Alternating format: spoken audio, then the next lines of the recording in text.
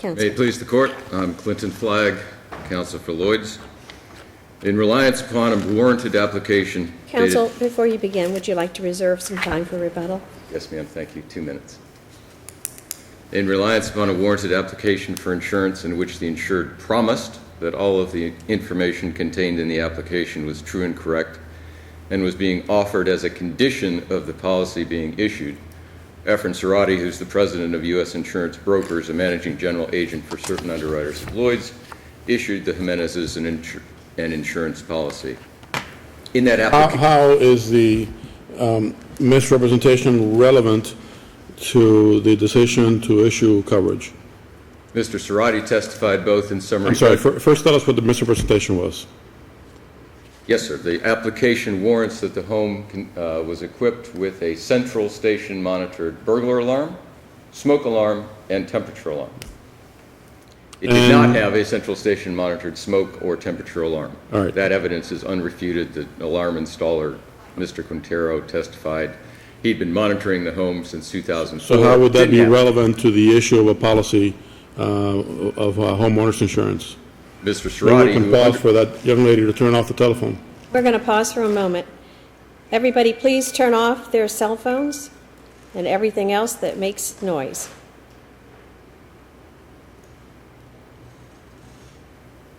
Go ahead, please. Mr. Cerati, the cover holder, managing agent for Lloyd's, testified both in summary judgment evidence and at trial that because of Mr. and Mrs. Jimenez's age and the age of the home at the time of the application was 22 years. At 25 years, homes required to be completely renovated in order to qualify for this homeowners program. I believe Mr. Jimenez was in his 70s and Mrs. Jimenez was in her late 60s, and therefore it increased the risk and it made the risk more appealing because it had these central station monitored alarm systems. Lloyd's expert at trial, Richard Corbett, who's the 40-year professor of insurance at Florida State, testified and corroborated Mr. Cerati's contentions that the alarm system was material to the acceptance of the risk. And Mr. Cerati testified that had he known the true facts that the alarm did not exist, he would have rejected the risk and never have issued the policy, and that testimony was unrefuted at trial. Counsel, aren't those alarms designed to prevent loss of life as opposed to mitigate property damage? No, I don't think so, because the proffered testimony of Tom Gore at trial, who had training in fires and fire alarm systems, said that she was cooking with oil on the stove and left the house for 7 to 10 minutes. So the fire experts say, and Judge Ige actually commented that that was common sense, the oil would smoke before it actually ignited. And the very purpose of a smoke and temperature alarm system is the alarm would have triggered from the smoke. And the fire department, which got there in 4 minutes once 911 was called, the fire department would have got there before there was ever a fire. What does the policy insure? What risk does it insure? What damage does it insures their structure, their home, their property. So it's not life insurance, but it's not. It's not life insurance, it's property insurance. insurance. Right. So, in addition, a premium discount was given to the Jimenez's on all 3 policy periods, and the unrefuted testimony was the premium discount was calculated as a percentage for each of the 3 alarms. In other words, they had a central station burglar, they would have gotten X percentage, but because they warranted they had these other alarms, they got more. I've commented about the fact that the alarm did not exist. The policy contains a protection device endorsement, which is quoted in our papers, but I'll paraphrase. It says, as a condition of this insurance, you are required to maintain in good working order all fire alarms identified in your application. We will not pay any loss or damage caused by, arising from, or resulting from fire if you didn't have your alarm. Counsel, if I'm reading your brief correctly, you indicate that our standard of review is de novo on the legal questions, and you identify primarily this being an issue of legal questions. The issue of materiality, whether the non-disclosure, and whether it was a misrepresentation or a non-disclosure, is probably not relevant for our concern, but whether the non-disclosure was material, is that subject to a de novo review, or whether there is competent substantial evidence to support the trial judge's determination? I believe both sides agree that it's de novo. So, Did that answer the whole question? all issues are de novo, if that answers the question.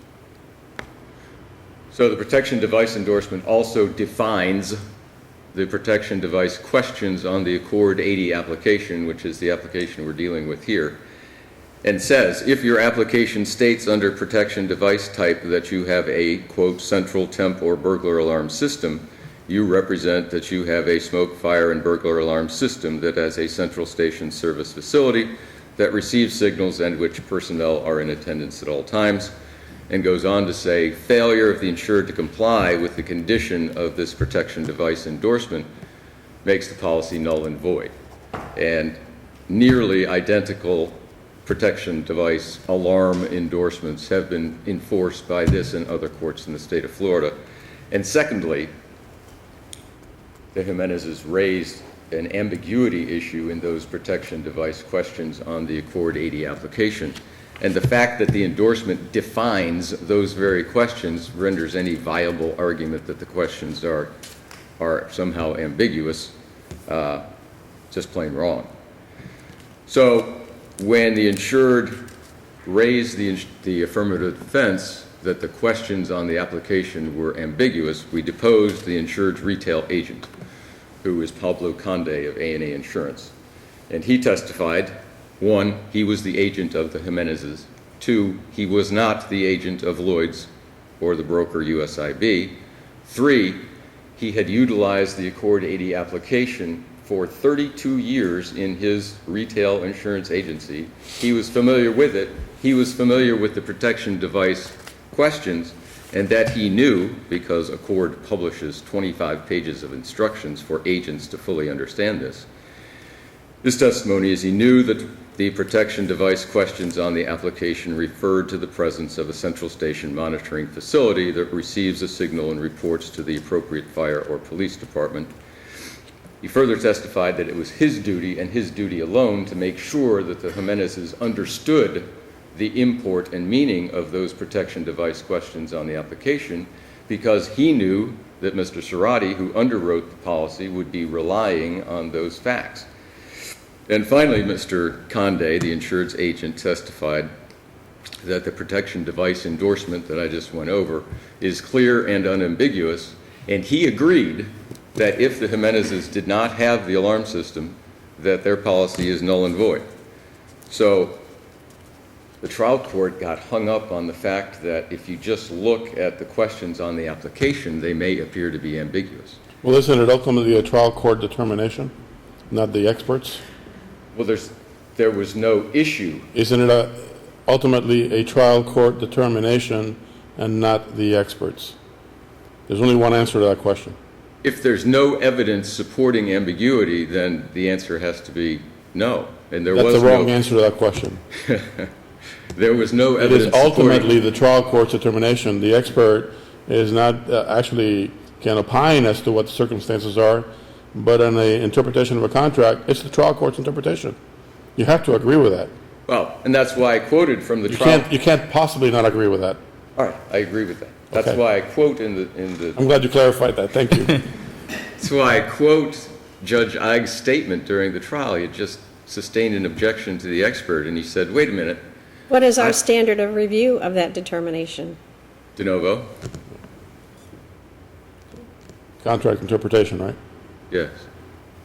So anyway, Judge Eig said at trial, "Wait a minute. When I say that the language of the questions on the application are ambiguous, I'm saying they're ambiguous to a layperson. I'm not saying that Mr. Conde, as a professional, understood it and explained it to the Jimenez's so that the Jimenez's understood it."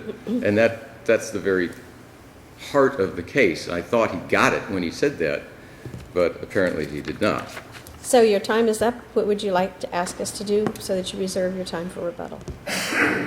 Well, there's no opposing argument that the protection device endorsement applies to this case. What do you want us to do? I want you to reverse the summary judgment in favor of the insured on the ambiguity issue, and I want to reverse the judgment on the declaratory judgment action in favor of Jimenez's and order that declaratory judgment be entered in favor of Lloyd's.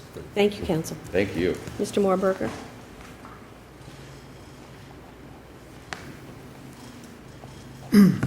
May it please the court, I'm Arthur Moorberger. I'm representing the appellees, the Jimenezes. One point that was not mentioned in the main argument relates to the fact that the Lloyd's was seeking a rescission of the policy. Rescission is equitable. Rescission requires the parties to be returned to the status quo. In order to return to the status quo, you must refund the premium that was not earned as a result of the policy being canceled. Meaning all premiums from the very beginning, correct? In this case, yes, Your Honor.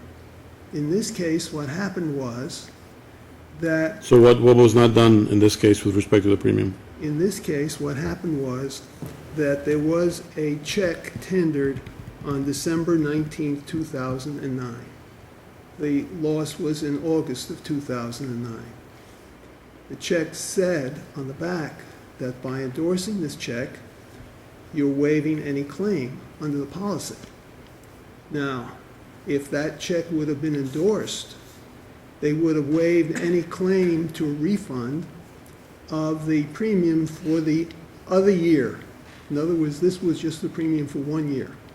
So the premium for the other year was over $1,400. So under the circumstances of misrepresentation that occurred at the inception of the policy, does the policy then become subject to the rescission ab initio from the very beginning, from the time that it was issued? Yes, Your Honor. Yes, it does. So you're not arguing that your client's misrepresentation is excusable, you're just arguing that they're entitled to all of their premiums back? Yes, Your Honor. Okay. And the second Are premium... you sure? That's what, okay, never mind, go ahead. The second premium, I can infer from that question that I'm conceding that there was misrepresentation, not conceding. Okay. I'm not Thank you for clarifying that. Yeah, Your argument is if there's a rescission, your client's right. entitled to a refund of the... that's right. And the second premium was tendered back 22 months after the first premium, after they already discovered their defense. So that was an unreasonable delay, and I've cited a couple of cases, the Perlman case and the Gonzalez case, both of which indicate that the premiums need to be refunded within a reasonable time after the discovery of the defense, and that was not done. Counsel, do you agree with Lloyd's that it doesn't matter whether the misrepresentation was an affirmative misrepresentation or a non-disclosure? That distinction is irrelevant for the purposes of this case. Yes, I understand the question. We do agree, based on their citations. But what I disagree with is their claim with regard to ambiguity. My position is that the ambiguity issue was determined by way of a summary judgment and by way of a motion for reconsideration of a summary judgment. And they've never in their briefs raised anything to demonstrate that they had evidence to support a summary judgment. Now, what they've done is they've cited evidence at trial, but that was after the summary judgment. So we don't know from anything in their briefs as to whether there was evidence on the summary judgment issue that supported or that disputed the court's finding that there was an ambiguity. So that that's the reason that we agree that the standard of review is de novo, because on a summary judgment, the issue is de novo. If we're looking at the trial record, as the evidence introduced at trial, then of course the standard of review is substantial, competent evidence. So that's our answer to that question. But Why do you say the question is ambiguous? Why is it ambiguous? it's ambiguous because it refers to central. It does not, it could be central in the center of the house. It doesn't say anything about monitoring, that you need to monitor a fire. The application does not say monitored central station? It does not say monitor fire.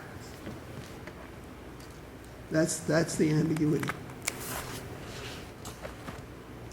And based on that, we're asking that the court reverse. Affirm. Huh? Say that again? Oh, you want to affirm, yes. The court has any further questions? Thank you, Mr. Moorberger. Thank you. Counsel will give you 2 more minutes. Thank you. Let me take them in reverse order. The ambiguity issue is a red herring. Whether the form itself looks ambiguous, Pablo Conde, the insured's agent, testified that he knew the understanding. Where's the form and in the explained- record, do you know? Excuse me? Where is the form in the record, It's, if you know? yeah, we have a screenshot of it in our initial brief. And it says central temp burglar, just like the protection device endorsement definition that I talked about. Anyway, there's no argument from Mr. Moorberger in his brief or today that the protection device endorsement doesn't apply. It does apply. So Lloyd's is entitled to judgment as a matter of law on the declaratory judgment count. Now, going back to the rescission and the argument that we didn't promptly tender all of the premiums. If you read the Gonzalez versus Eagle case and the Perlman versus Prudential case, I don't think Lloyd's was required to return the premium for years 1 and 2 at all, because those cases say that the insured had the benefit of coverage for those policies. If they had had a roof leak, or if their neighbor had tripped and fallen on their steps and had made a claim, they would have had coverage for those. So we didn't. How is that consistent with the testimony of the president from Lloyd's that this policy never would have been written? Presumably, none of the policy never would have been written had they been aware of this misrepresentation. Isn't that inconsistent? Well, with materiality comes materiality with the loss itself. So this was a fire loss. So obviously that raised the issue of whether or not the protective devices that they claimed they had in their application actually existed. If there was a roof leak, that's not material to whether they had fire protection. So I would suggest that those claims would have been paid. And therefore, we didn't litigate whether we owed it or not because it was only $2,700. So when they raised it, we paid it. And they also argued at trial that the lack of payment of interest on those return premiums was a fatal condition precedent that we didn't do. And again, if you read the cases, they say that if rescission is granted, it's a ministerial act to calculate what the interest would be. That's why in Eagle, the comment is that the insurance company wanted their cake and eat it too, because they wanted to rescind the policy and not return any premium. And the court said, no, you're entitled to rescind, but you got to pay him the premium back. So that's at the end, not at the beginning. If a rescission is granted. Yes, ma'am. But there's no issue on the declaratory judgment count. The protection device endorsement voids the policy. So judgment should be entered for Lloyd's on the declaratory judgment action, which moots the rescission action, but the evidence shows Lloyd should win that too. Thank you, counsel. Thank you both. Thank you.